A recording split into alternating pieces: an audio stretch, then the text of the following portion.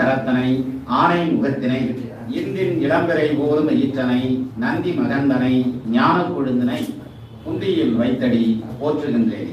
அனைவருக்கும் இந்த மாலை ஏன் கல்ட்டம் வச்சிருந்தீங்களா? அதாவது நம்ம எப்போ மாலை போடுவோம்?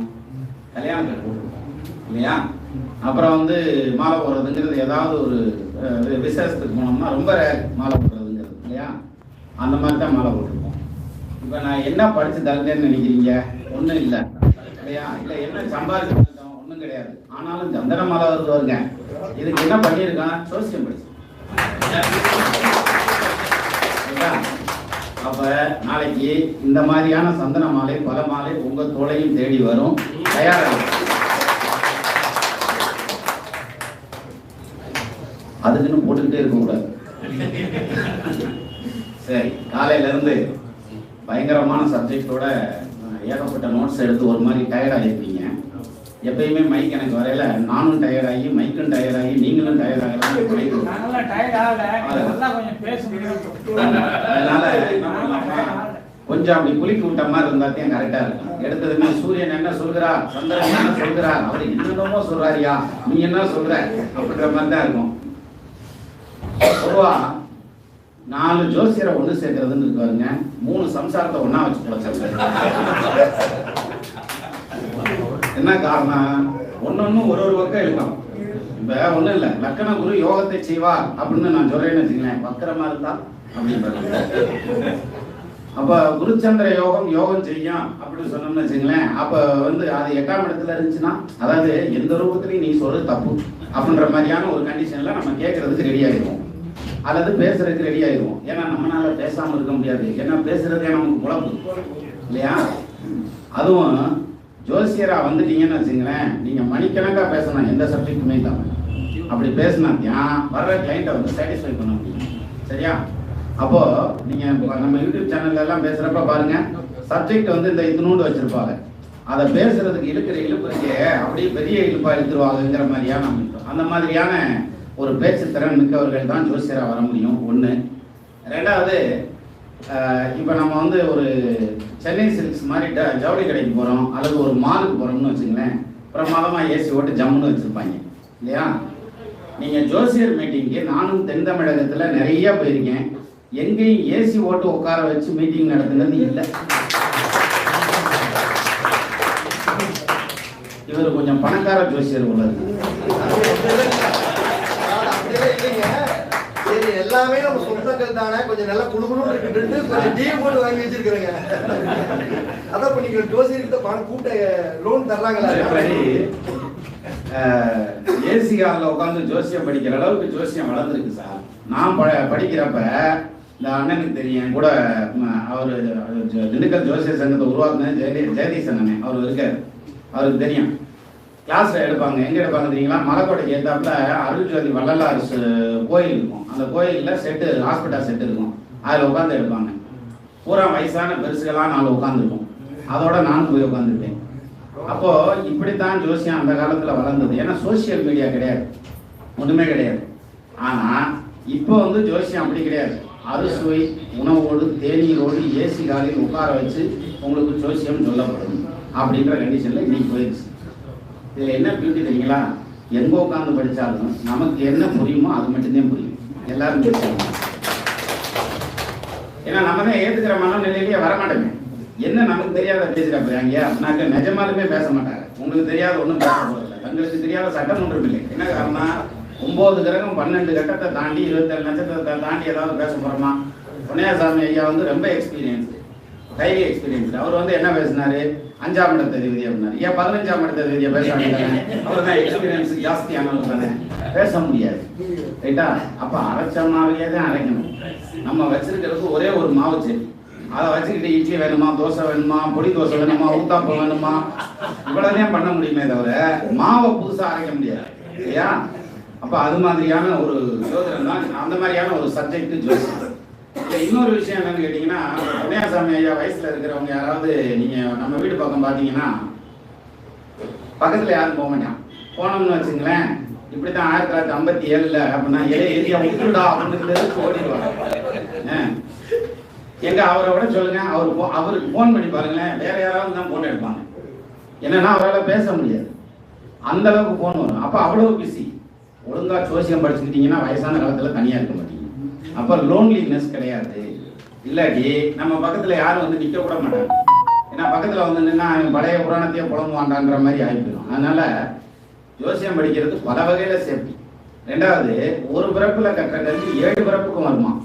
அப்ப இப்பவே ஒழுங்கா படிச்சிட்டோம்னா 7 பிறப்புக்கு படிக்க வேண்டியதில்லை சார். பிறந்ததுமே ஜோசியம் சொல்ல ஆரம்பிச்சாங்க. ரைட்டா? நான் சொல்லல, தாடிக்கார தான் சொல்லியிருக்காரு. ஏன்னா எழுமா புடைத்துன்னு 7 பிறப்புக்கும் வரும்னு சொல்றாருல்ல, அதுதான். அப்போ இதுல வந்து ஜோசியரா இருக்கிறதுல என்ன ஒரு வசதி அல்லது என்ன ஒரு புண்ணியம் அப்படின்னாக்க, ஜோசியர்னாலே குரு. எப்படி அவங்க வந்து அடுத்தவங்களை நெறிப்படுத்துறாங்க, வழிப்படுத்துறாங்க, சொல்லி கொடுக்குறாங்க. அந்த சொல்லி கொடுக்குற இடத்துல இருக்கிற எல்லாருமே குரு. ரைட்டா? அப்போ இத்தனை குரு இங்க உட்கார்ந்து இருக்கிறீங்க இல்லையா? இவ்வளவு குரு பார்வையும் என் மேல இருக்குன்னா இதை விட என்ன பெரிய பார்வை வேணும்? குருபா. அதனாலதான் என்ன பண்ணனா, மீட்டிங்க்கு வரணும். இந்த நேரடி மீட்டிங் போடுறாங்க இல்லையா, இன்னும் நிறைய பேர் வந்து இவரை இன்னும் கொஞ்சம் இடைஞ்சல் பண்ணோம்னா இவர் வேற ஒரு பெரிய கால் பிடிச்சி இன்னும் 2 ஏசி டிவில வாங்கி போடுவார். ரைட்டா? வாழ்க்கையில இனிமையான விஷயம் என்ன அப்படின்னு வந்து முருகன் வந்து அவையா இருக்கு.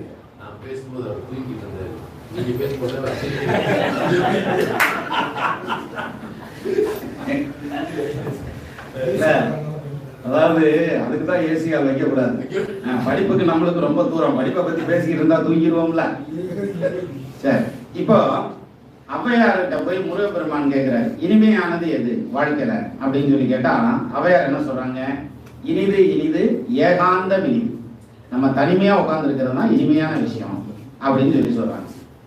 அதனினும் இனிது, அதை விட இனிமையான விஷயம் ஆதியை தொழுதல், சிவபெருமான வழிபடுறது. இப்ப எனக்கு கையிலேயே கொடுத்துட்டாரு ஐயா சிவபெருமான். அது காசி தீர்த்தத்தோட சேர்த்து கொடுத்துட்டாரு.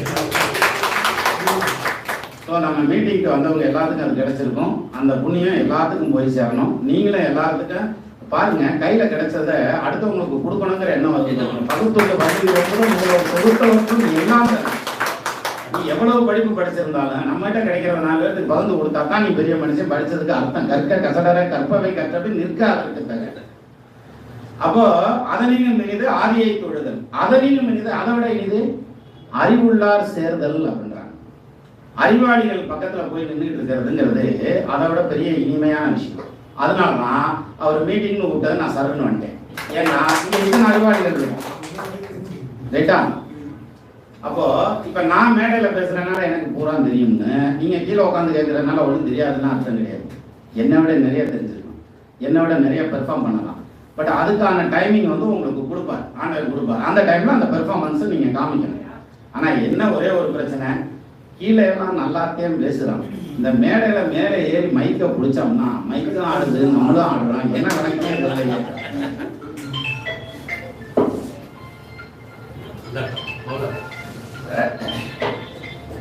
அப்போ நீங்க அந்த மேடையில பேசுறது அப்படிங்கிறது வந்து ஒரு பெரிய திறமை அதெல்லாம் ஒன்றும் கிடையாது. என்ன காரணம்? அப்புறம் எப்படிப்பா நீ மட்டும் பேசுற அப்படின்னாக்க, நான் பேசுறது எப்படி பேசுறேன்னா, ஒரு ரூமுக்குள்ள யூடியூப்ல பேச ஆரம்பிச்சப்ப யாருமே கிடையாது. ஆளே இல்லாத ரூம்ல 5 வருஷத்துக்கு மேல பேசுங்க. கேமரா மட்டும்தானே. அப்ப ஒருத்தர் கூட வரலனாலும் நான் பேசுவேன் மணிக்கணக்கா பண்ணுவாங்கல்ல. அப்படி முரட்டத்தனமா பேசுற ஆளுகளா இருப்பாங்க ஜோசியர் எல்லாருமே.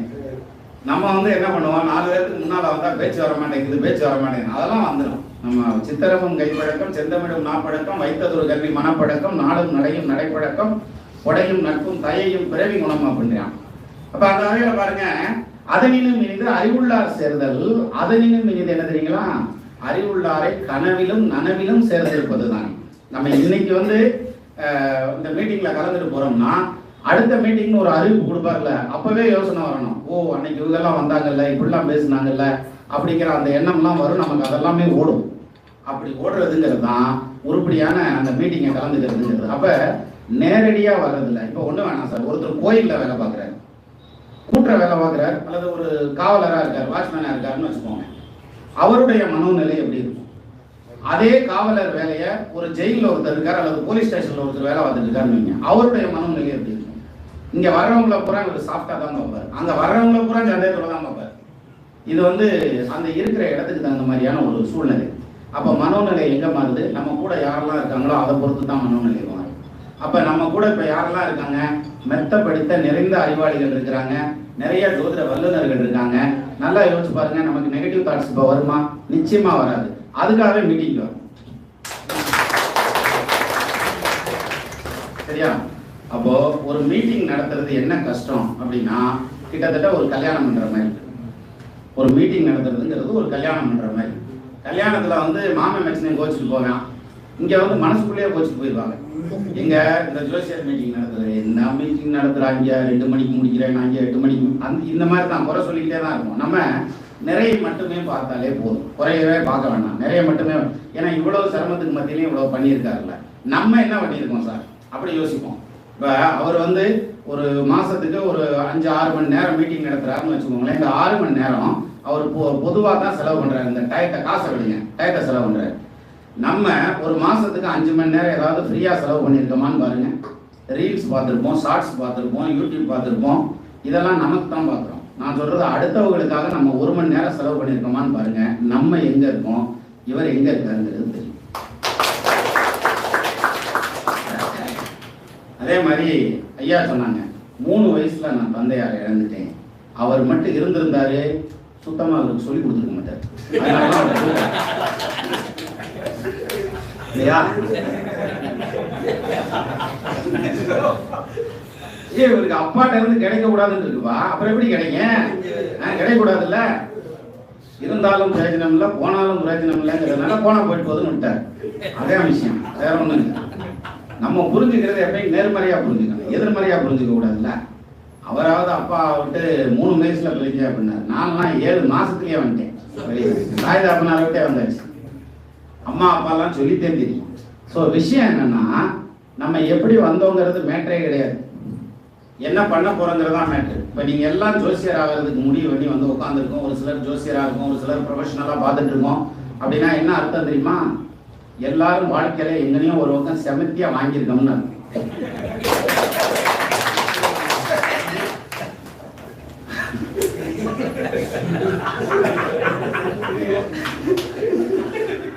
மேடையில் எப்பவுமே பேசுறே அதாவது வாங்கின அடி அப்படி. நம்ம என்ன ஆஸ்திரேலியா வந்து நாங்க வந்து MBBS படிக்க போகிறேன் அப்படின்னு சொல்லிட்டு வருவாங்கல்ல, அது மாதிரி நான் ஜோசியராக போகிறேன் அப்படின்னா வந்தோம். எப்படி ஜோசியரானே தெரியலையா, அப்படியே ஆயிட்டோம் அப்படின்ற மாதிரி தான் இருக்கு. எப்படியோ ஆயிட்டோம். இப்போ இந்த கரடியை போய் பிடிச்ச கணக்கு தான், ஏன்னா விட்டுட்டு வாடா அப்படின்னா நான் எங்கடா வருது, கரடி தான் என்னையும் பிடிச்சிருக்குது அப்படின்ற மாதிரி. ஜோசியம் வந்து உங்களை பிடிச்சிருச்சு, எங்க நீங்க விட்டுட்டு போங்க பார்ப்போம், முடிஞ்சா போக முடியுது, அவ்வளவுதான் மாட்டினீங்க. அதாவது எப்படின்னா, ஜோசியத்தை பொறுத்த வரைக்கும் நம்ம கை சும்மா இருந்தாலும் வாய் சும்மா இருக்கு. ஆடுன காலம் பாடுன வாங்கி கம்னு இருக்கு. எப்படி யாராவது ஒருத்தர் ஜோசியம் சொல்லிட்டு இருக்காருன்னு வைங்களேன், அங்கே போய் நம்ம உட்காந்து கேட்டுக்கிட்டு இருக்கோம்னு வைங்க, நம்மளால பேசாம இருக்க முடியும்ன்றீங்க? ட்ரை பண்ணி பாருங்க, வாய்ப்பே இல்லை, பேசாம இருக்கவே முடியாது சார். அப்போ இந்த ஜோதிட துறைங்கிறது எவ்வளவு ஒரு ஆர்வமான துறை பாருங்க. இது ஆயிரமான வருஷங்கள் பேசியிருக்காங்க. இன்னைக்கு நம்ம மைக் போட்டு பேசிட்டு இருக்கோம், இன்னும் தீர மாட்டேங்குது.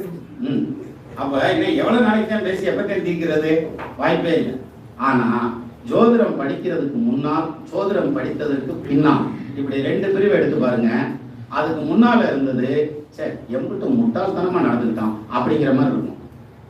இப்ப நீங்க யோசிச்சு பாருங்க, சார் அது எதுனால எப்ப கிடைக்கணுமோ அப்ப கிடைக்கணும் அப்படிங்கிற ஒரு மெச்சூரிட்டி வந்துருக்கு சார், ஒரு தன்மை வந்திருக்கும், ஒரு மெச்சூரிட்டி மனசு கிடைக்குது பாருங்க.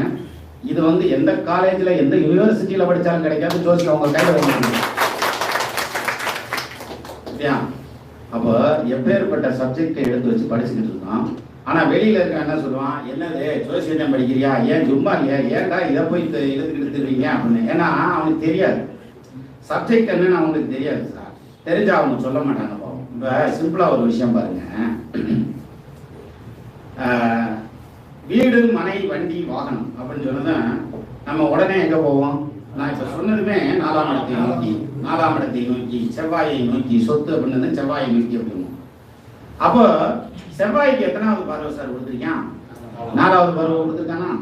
சரி, இப்போ குழந்தை பாக்கியம் அப்படின்னத குருவை நோக்கி போயிடுவோம், 5ஆம் இடத்தை நோக்கி போயிடுவோம். அப்போ குருவுக்கு 5ஆம் இட பார்வை கொடுத்துருக்கானா? சனியை தொழில் காரகன்றான்.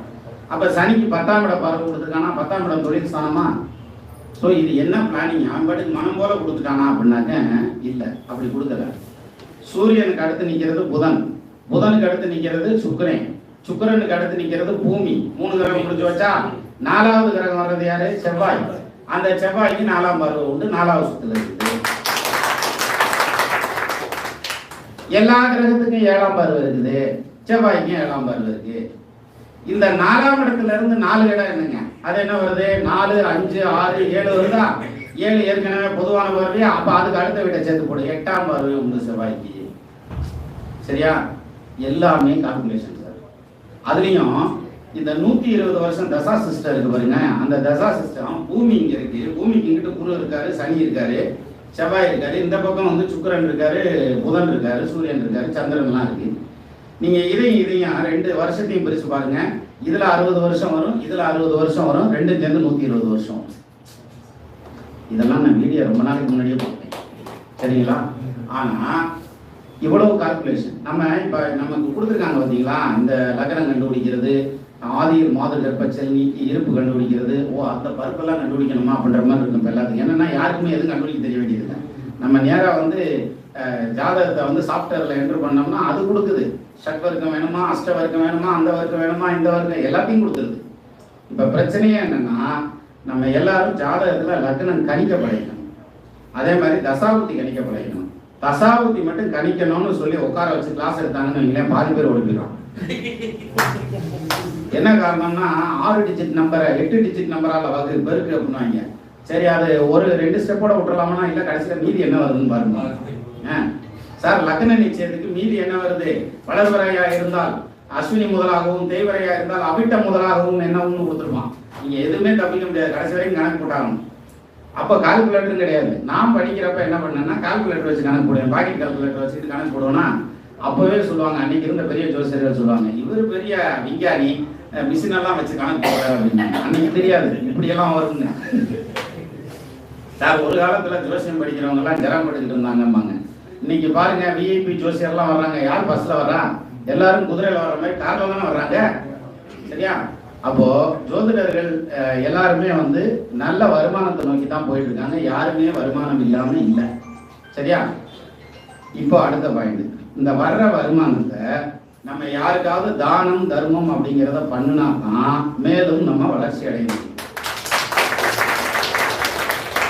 நான் இதை பல இடத்துல சொல்லியிருக்கேன். இளமையும் நில்லா, யாக்கையும் நில்லா, வளவிய வான்பொருள் செல்வமும் நில்லா, புத்தேர் உலகமும் முதல்வரும் வார மிக்க அறமே விழுத்துணையாகும். உங்க கூட என்ன வரும்? நம்ம செஞ்ச நல்வினை வரும், நம்ம செஞ்ச தீவினை வரும். வேற என்ன வரும்? வேற ஒன்றும் வராது. அப்போ நம்ம என்ன சம்பாதிச்சாலும் இங்கேயே தான் சார் போட்டு போகிறோம்.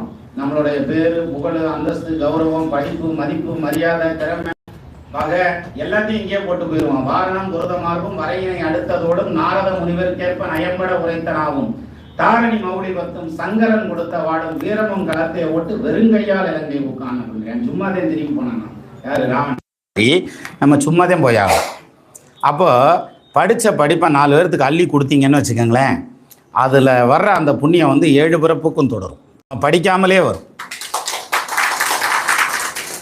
இப்போ கூட ஐயா சொன்னாங்க, அவர் வாட்டுக்கு பாட்டு பாடுவார் அப்படின்னு. ஆமாம், நம்மளை யாரும் கவனிக்க மாட்டாங்க, நம்ம வாட்டுக்கு பாட வேண்டியதான். நான் என் பாட்டுக்கு பாடிக்கிட்டு இருப்பேன் அப்படின்னு வாங்கல. அந்த கணக்கா வித்துவான் விடாமல் கத்துவான் ஊரங்கும் சுத்துவான்னு வாங்கி அந்த மாதிரி பாடல் பாடுறது அப்படிங்கிறத வந்து சிங்கப்பூரில் ஒரு நண்பர் இருந்தார். அவர் அங்கே ஒரு பெரிய போஸ்டிங்கில் இருக்கார் கவர்மெண்ட்டில். அவர் வந்து ஒரு தடவை சொன்னார். என்ன சொன்னார்?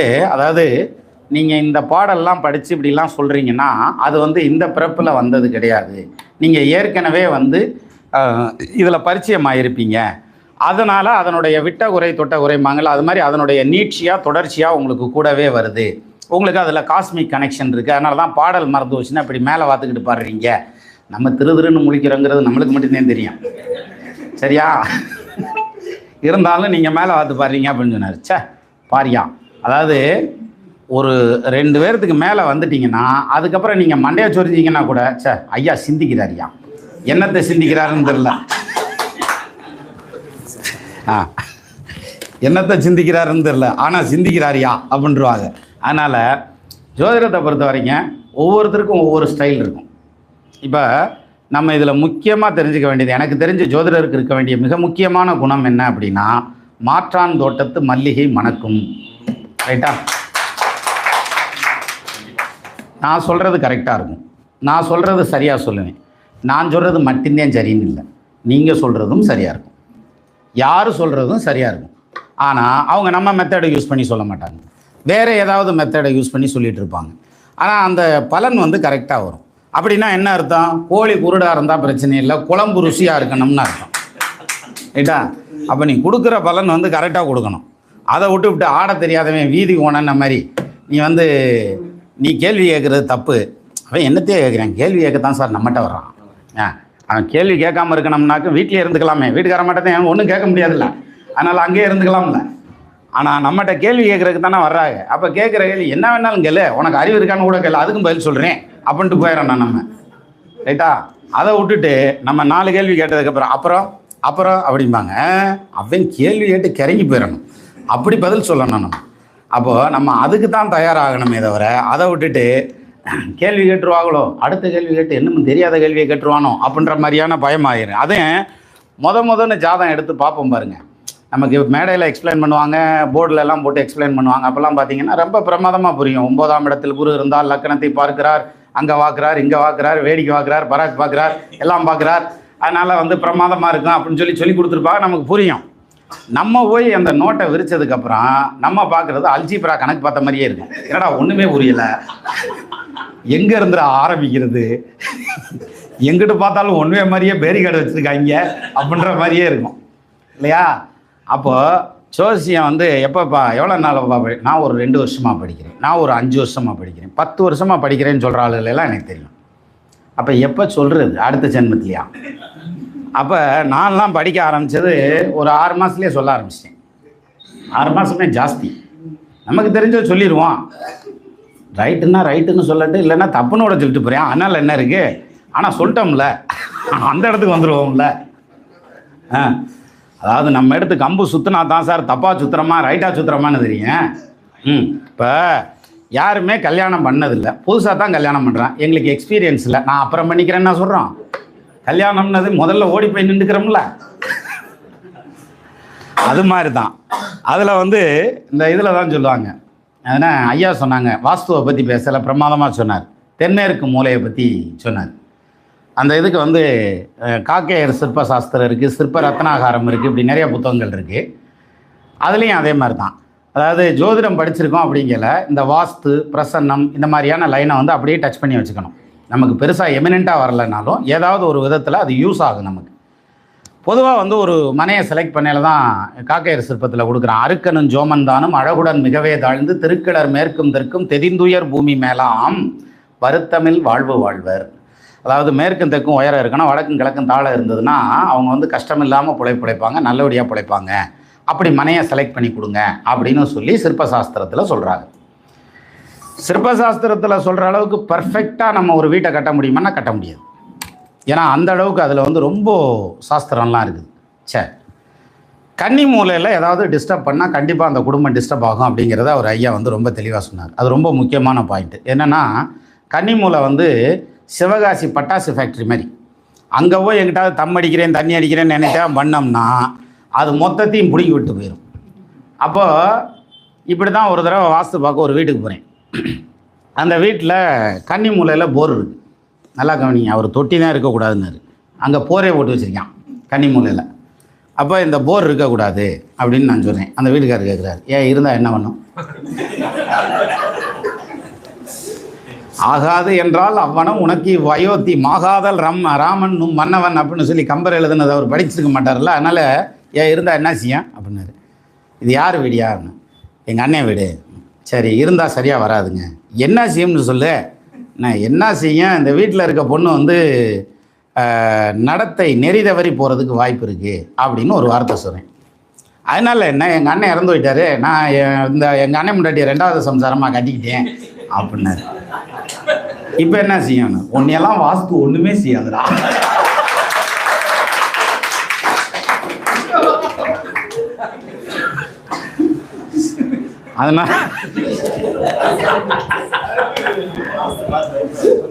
அதனால நீங்க யாருக்கு ஜோசியம் சொல்றீங்கிறது முக்கியம், புரியுதா?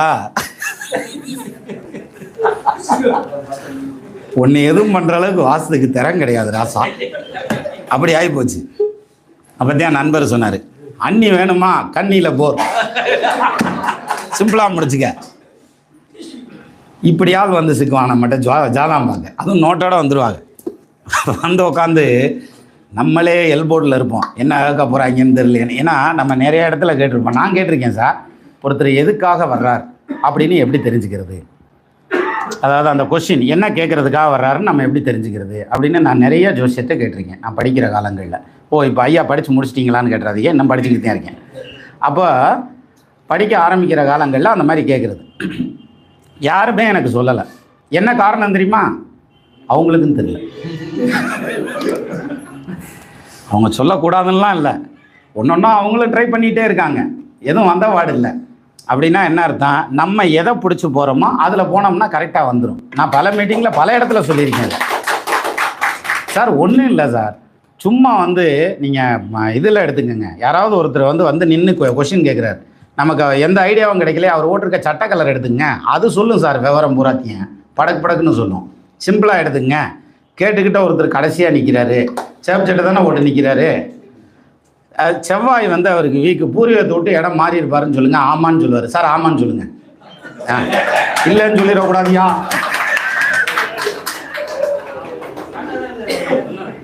ரைட்டா? இப்போ அவர் கரெக்டாக இருக்குன்னு சொன்னவரும் சேப் சட்டை ஓட்டிருக்காரு, ஆனால் அவர் சாஞ்சுக்கிட்டு நிற்கிறாரா, இன்னும் ஃபைனான்சியல் ஸ்டெபிலிட்டி அவருக்கு இல்லைன்னு அர்த்தம். கரெக்டா? எதுக்கு சார் ஜோசியம் உட்காந்து மாங்குன்னு படிச்சுக்கிறீங்க? சரியா? 5ஆம் பாவாதிபதி என்ன செய்வார், 2ஆம் பாவாதிபதி என்ன மாதிரி செய்வார், பட் நம்ம அதை எப்படி புரிஞ்சுக்கிறது, அதான மேட்ரு. அப்போது நமக்கு அந்த ஈர்ப்பு இருந்தால் போதும் சார். இப்போ இந்த நம்ம வீட்டில் பெண்கள்லாம் தாய்மார்கள்லாம் பார்த்தீங்கன்னா வாசலில் நின்றுட்டு இருப்பாங்க, குக்கர் வந்து விசில் அடித்து கூப்பிடும். சார் நம்ம பொண்டாட்டி எவனாவது விசில் அடித்து கூப்பிட்டா ஒத்துக்குருவோமா? ஆனால் குக்கர் கூப்பிடும், குக்கர் கூப்பிடும். அந்த அம்மா அங்கே நின்றுக்கிட்டே சொல்ல 2வது விசில் வந்துருச்சு, அந்த அடுப்பை சிம்மில் வைங்க அப்படின்னா நம்ம ஆளுக்கு அடுப்பை சிம்மில் எப்படி வைக்கிறது, இப்போ ப்ரைட்டில் எப்படி வைக்கிறதுன்னே தெரியாது. இப்படித்தான் எங்கள் வீட்டுக்காரம்மா ஊருக்கு போயிட்டாங்க, சுடுதண்ணி வைக்கிறதுக்கு காலையில் இருந்துச்சு, அந்த இண்டக்ஷன் ஸ்டவ்வில் ஆன் பண்ணிவிட்டு போய் சுடுதண்ணி பிடிச்சிட்டு வரேன், ஆஃப் ஆயிடுச்சு. மறுபடியும் ஆன் பண்ணிட்டு அதை போய் தூக்கிட்டு வரேன், ஆஃப் ஆயிடுச்சு. இதோட பெரிய மல்லுக்கட்டாக இருந்துச்சு. கடைசியில் போன போட்டு என்னடி செஞ்சு வச்சுருக்கேன், இந்த அடுப்பை மந்திரி சுட்டு போன மாதிரியே இருக்குது அப்படின்னா நிஜமாலுமே ஆன் பண்ணவே இல்லை சார். கடைசி வரைக்கும் கௌரவமாக பச்சை தண்ணியில் குளிச்சுட்டு அது மாதிரி அந்த நமக்கு வந்து நம்ம வேலை தான் தெரியும் இல்லையா? அதே மாதிரி நீங்கள் ஜோசியம் படிக்கிறப்ப பாருங்கள், மற்ற வேலைகள் விடுங்க, ஜோசிய வீடியோ பார்க்குறப்ப பாருங்கள், எல்லார் வீட்லேயும் நீங்கள் கண்டிப்பாக ஒரு நாள் இல்லாட்டி ஒரு நாள் உங்களை சத்தம் போட்டிருப்பாங்க.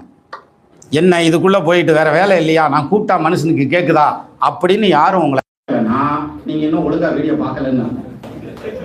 ஏன்னா கூப்பிட்டா திரும்பி பார்க்கக்கூடாது, அவ்வளோ கருத்து உள்ளே போயிடணும், நமக்கு அதில் கவனம் உள்ளே போயிடணும். அப்போ தான் நம்மளால வந்து ஃபுல்லாக கவனிக்கிறோம்னா. சரி, அப்போ ஜோதிடத்தில் இவ்வளோ ஆர்வம் வந்ததுன்னு வச்சுங்களேன், நீங்கள் எதை வச்சு வேணாலும் ஜோசியம் சொல்லலாம், இதை வச்சுத்தேன் சொல்லணுன்றதே இல்லை. ரைட்டுங்களா?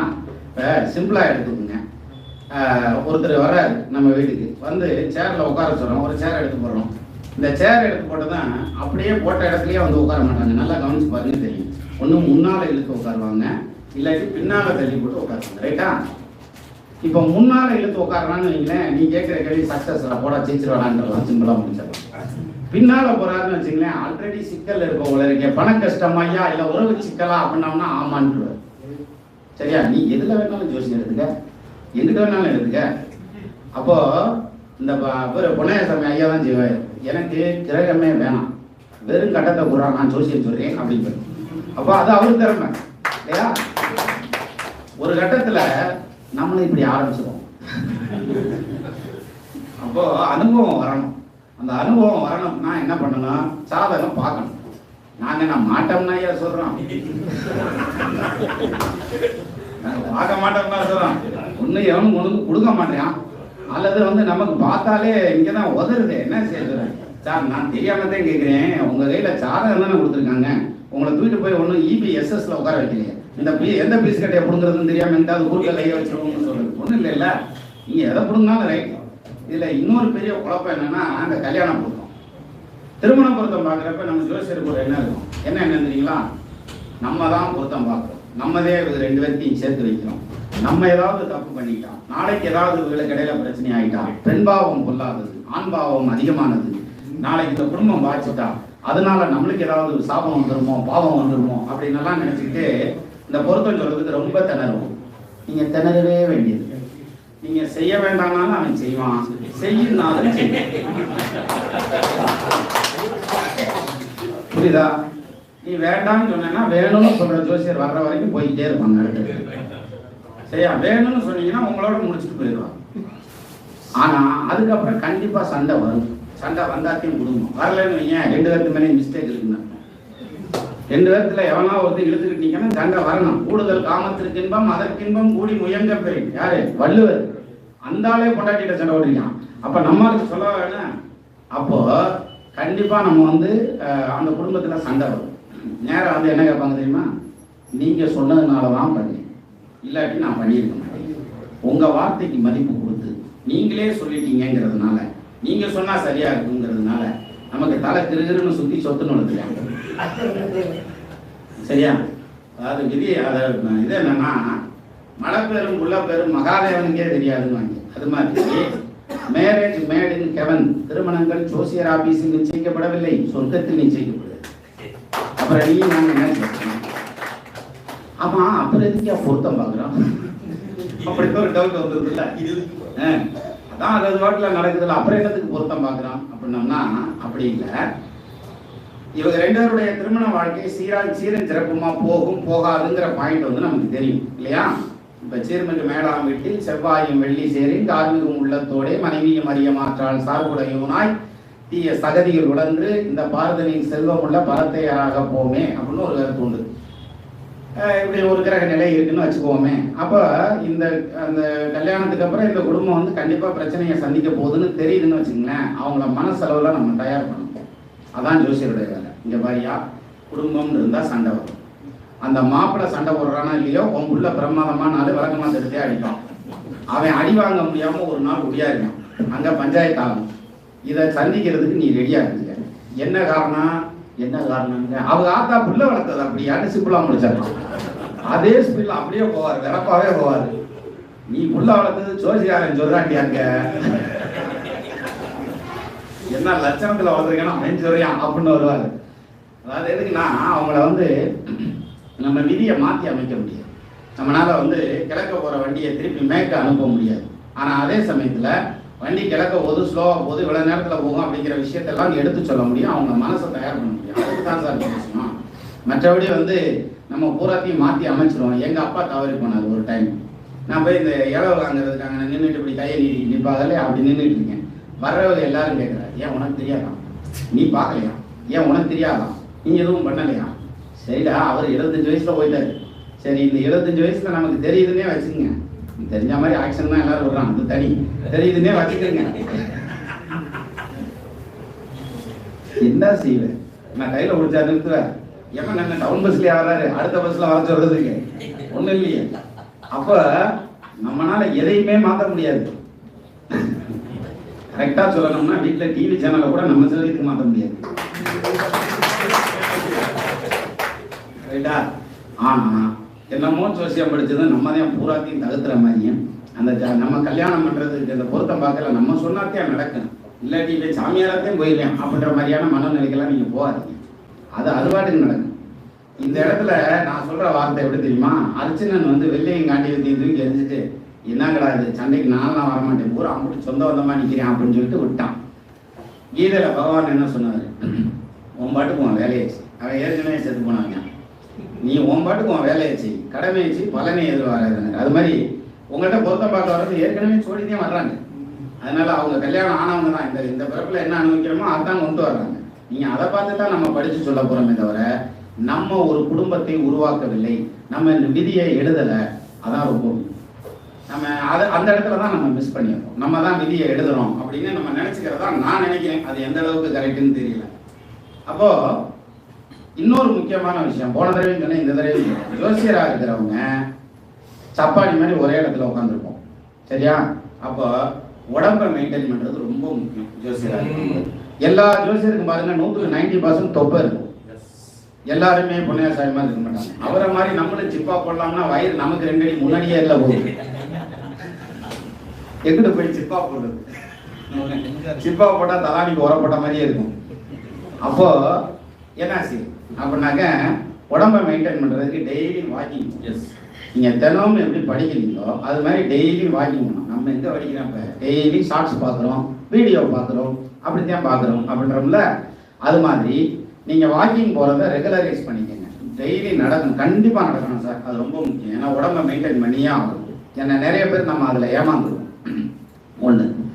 ரெண்டாவது, அந்த நம்ம ஆரோக்கியமாக இருந்தால் தானே மற்றவர்களுக்கு சொல்ல முடியும். அதே மாதிரி நம்ம அப்டேட்டடாகவும் இருக்கும். இப்போ முந்தி வருவாங்க, பையனை என்ன படிக்க வைக்கலாம், பிகாம் படிக்க வைங்க, பிஏ வாத்தியாருக்கு படிக்க வைங்க, இங்கிலீஷ் லிட்ரேச்சர் படிக்க வச்சு, இல்லை இன்ஜினியருக்கு படிக்க வைங்க, இவர் நல்ல யோகமாக இருக்காரு டாக்டருக்கு படிக்க வைங்க அப்படிலாம் சொல்லுவோம் இல்லையா? இப்போ கேட்பாரு, டாக்டருக்கு படிக்க என்ன, டாக்டருக்கு படிக்கணும், பல்மனாலஜி படிக்கலாமா, கார்டியாலஜி படிக்கலாமா, ஓஜி படிக்குமா என் பிள்ளை, நியூராலஜி படிக்குமா, யூராலஜி படிக்குமா அப்படின்னாக்க நமக்கு என்னடா ஐயர் மந்திரம் சொன்ன மாதிரியே சொல்றாங்க. அப்போ சீட்டு பிடிச்சி போட்டு வரிசையில் எண்ணிக்கிட்டே எந்த விரல் பெருசாக இருக்கா அதை சொல்லிடலாமா அப்படின்னாங்க. அப்படி இல்லை, நம்ம கொஞ்சம் அப்டேட்டடாக இருந்தோம்னாக்கா நல்லா இருக்கும். ஒரு சின்ன எடுத்துக்காட்டு சொல்லி, சனியும் செவ்வாயும் சேர்ந்துருந்தா டாக்டர், கரெக்டு தானே? செவ்வாய் அறுவை சிகிச்சை, சனி தொழில், அப்போ அது ரெண்டும் சேர்ந்ததுன்னா அது சம்மந்தப்பட்ட தொழிலில் இருப்பாங்க. நீங்கள் நல்லா கவனிச்சு பாருங்க, பெரிய போலீஸ் ஆஃபீஸருக்கு சனி செவ்வாய் சேர்ந்துருக்கும். பெரிய லேண்ட்லார்டு, அதாவது எஸ்டேட் ஓனர்ஸ் இருப்பாங்க இல்லையா, பெரிய பெரிய எஸ்டேட் ஓனர்ஸ், அவங்களுக்கு சனி செவ்வாய் சேர்ந்துருக்கும். பெரிய அரசியல்வாதிகளுக்கு சனி செவ்வாய் சேர்ந்துருக்கும். அதே மாதிரி குற்றவாளிக்கு சனி செவ்வாய் சேர்ந்துருக்கும், கொலை குற்றவாளிக்கு சனி செவ்வாய் சேர்ந்துருக்கும். இப்போ இது எப்படிப்பா எடுத்துக்கிறது அப்படின்னா, இதுக்கு பேர் தான் மாவு வச்சிருக்கான், அதை வச்சு தோசை பண்ணலாம், இட்லி பண்ணலாம், ஊத்தாப்பம் பண்ணலாம் சொன்ன பாருங்க, அந்த கணக்கு. அப்போ எங்க எது இடிக்கும்? இப்ப பாருங்க, நான் ஒரு சின்ன கிராமம், சனி செவ்வாய் சேர்ந்து கண்டங்கள் 4, 8, 4ஆம் இடம் 8ஆம் இடத்துல சனி செவ்வாய். கண்டங்கள் 4, 8 கருதிய சனி சேனிற்கில் தெண்டங்கள் மிக உண்டாகும், திரவிய நாசமாகும், கொண்டதோர் மனைவி வேறாம், குறித்திடும் செட்டு நஷ்டம், பண்டுள்ள நகரம் விட்டு பரதேசம் போவார் தானே. இது நமக்கு புரியும். இது ஒன்றும் பெரிய சிக்கலான பாடல்லாம் கிடையாது. ஏன்னா சிக்கலான பாடல்லாம் இப்போ நான் ஒன்று சொல்றேன் பாருங்க, ரொம்ப ஈஸியாக இருக்கு. தத்தி தாதூதி தாதூதி தத்தூதி துத்தி துதைதி துதைதத தாதூதி தித்தித்த தித்தித்த தாதேது தித்தித்த தெத்தத்ததோ தித்தித்த தாது. இப்படி ஒரு பாட்டு நான் உலகல. ரைட்டா? இப்போ இதுக்கு அர்த்தம் சொல்லுன்னா என்னன்னு சொல்றது? ஆனா அதுக்கு ஈஸியா அர்த்தம் சொல்லிடலாம். கண்டங்கள் 4, 8 கருதிய சனிசேனிற்கு தெண்டங்கள் மிக உண்டாகும், திரவிய நாசமாகும், கொண்டதோர் மனைவி வேறாம், குறித்திடும் செட்டு நஷ்டம், பண்டுள்ள நகரம் விட்டு பரதேசம் போவார் தானே அப்படின்றான். சரி, இன்னொரு பாடல் என்ன சொல்லுது? சேயவன் ஜனியும் கூட செல்வனாய் உதித்தான் மிக்க, தீயவன் துக்கம் உள்ளான் செப்புவான் வஞ்சகங்கள், நேயரும் உலகோரும் தான் நிந்திக்கும் கலகக்காரன், தூயனர் குணமில்லாதான் சுதனும் தந்திரவான் மம்மைங்கிறான் சனி செவ்வாய் சேர்ந்தான். நேருக்கு நேரம் பார்த்துக்கிட்டான். சரி, இப்போ இது 2 பாட்டு இப்படி சொல்லு. இன்னொன்று வருது, நூதன விளங்கி ஒன்றில் நுடங்கிய சனி செய்கூடில் மாதன ஞானம் வித்தை வரு பராக்கிரமம் உள்ளவன். இங்கே சனி செவ்வாய் சேர்ந்தா ஞானம் பெற்றவன், வித்தை கற்றவன், பராக்கிரமசாலிங்கிறான். இப்போ இதை எடுத்துக்கிறதா இல்லை இதை எடுத்துக்கிறதா? நம்ம பார்க்குற ஜாதகத்தில் சனி செவ்வாய் சேர்ந்துடும். அப்போ இதை பாசிட்டிவ்னு எடுத்துக்கிறதா இல்லை நெகட்டிவ்னு எடுத்துக்கிறதா? எதை எடுத்துக்கிட்டு பேசுறது அப்படின்றது தான் இந்த செலெக்ஷன் பண்ணுற பாருங்க. இதுதான் சார் அனுபவம். அதைத்தான் கற்றுக்கணும். மற்றபடி நம்ம நவகிரகத்தை கற்றுக்கிறேன் அப்படின்ற மாதிரி அல்லது தசாபுத்தியை கற்றுக்கிறேன் அப்படின்னு போகிறதுங்கிறது இல்லை. இப்போ நமக்கு ஏன் நிறைய விஷயங்கள் மனசில் நிற்க மாட்டேங்குது தெரியுமா? அது ரொம்ப முக்கியமான காரியம். இப்போ ஐயா பேசிட்டு இருந்தாங்க, நான் உள்ளே உட்காருறேன். அதுக்கு பின்னால் இவர் பரணி பேசுகிறாப்புல, நான் அப்பாவும் உட்காந்துருக்கேன். நீங்கள் முன்னாடி கவனிச்சிருந்தீங்கன்னா தெரியும், நான் ஃபோன் எடுத்து பார்த்துக்கிட்டே இருந்தேன். எல்லாம் என்ன நினச்சிருப்பாங்க, நம்ம ஃபேஸ்புக் பார்த்துக்கிட்டு இருக்கோம் அல்லது யூடியூப்பில் இந்த சேனலில் எங்கே பேசுகிறாங்கன்னு பார்த்துக்கிட்டு இருக்கோம்னு பார்த்துருக்கோம். இல்லை, இவங்க பேசுகிறத நோட்ஸ் எடுத்துக்கிட்டு இருந்தேன். இப்போ இந்த முந்தி நோட்டு வச்சு பேனா வச்சு நோட்ஸ் எழுதுவோம் இல்லையா? அப்படி நோட்ஸ்ன்னு ஏதாவது எழுதுனா அது மனசில் ஏறும். அதை நம்ம ஒரு நேரம் இல்லாட்டி ஒரு நேரம் பிரட்டி பார்த்தா மனசில் ஏறும்.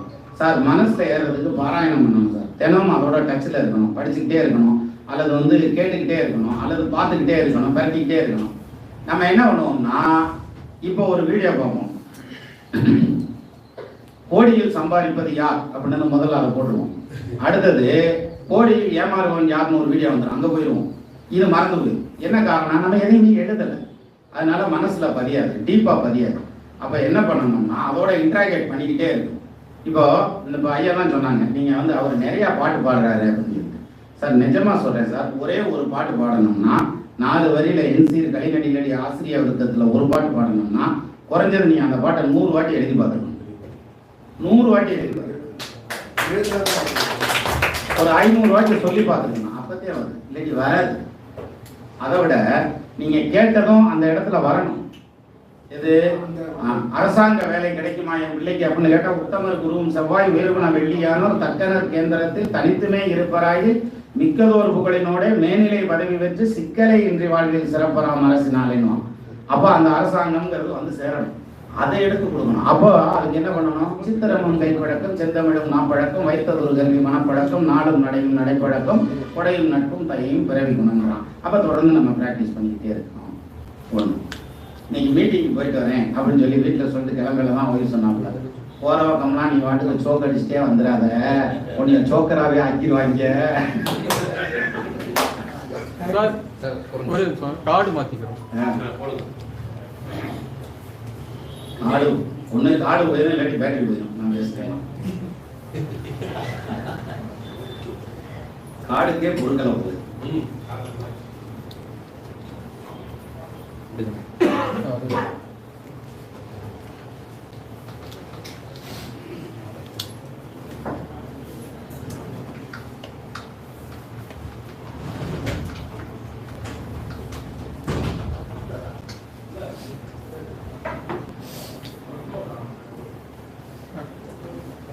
அந்த பையன் கார்டு வந்து மாத்திக்கிறேன்னு சொன்னாரு, அதுக்கு ஏதாவது ஒரு ஜோசியம் சொல்லுங்களேன். கார்டு மாற்றி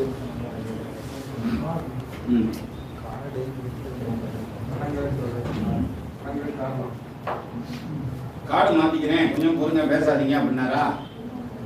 ஆக்சுவலா அவருக்கு வந்து அதான உள்ள சேமிப்பு இல்லைன்னு அர்த்தம்.